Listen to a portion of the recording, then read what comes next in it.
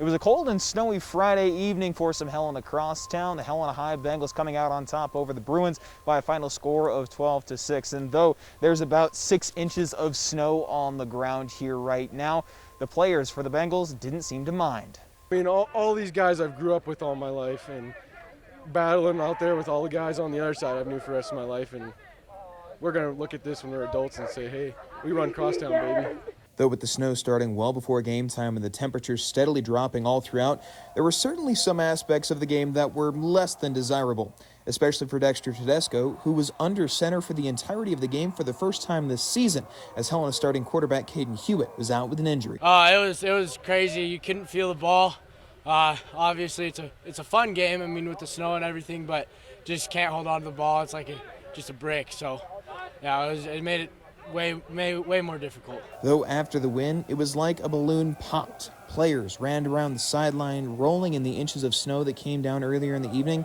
And for their head coach, Scott Evans, he was happy as ever to see it. I'll tell you what, you sit there, it's so intense out there that now I'm so happy for the kids, and you're sitting there and you're getting through everything and you're watching it, and now I can kind of get a little relief and take a breath and kind of go, God, this is so incredible for these seniors. You know, I have a senior son, and I'm watching them out here in the snow diving around right now, and they haven't got out of the snow one time tonight, and they're still diving it, so that's just cool to see.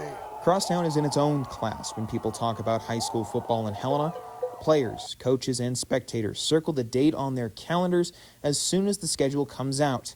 And for Ben SWANSON, other games will have some pretty stiff competition to try and beat it as the best game he's ever played in. It may be, you know, it may be. Unless we get to the state championship, this might be the one. Though the win wasn't simply for hometown pride, the Bengals also locked up the number 2 seed in the Western AA to ensure themselves a first-round bye for the playoffs, a welcome prize for a team that's looking to give their players some time to rest. More than anything else, it's more important we get our quarterback back.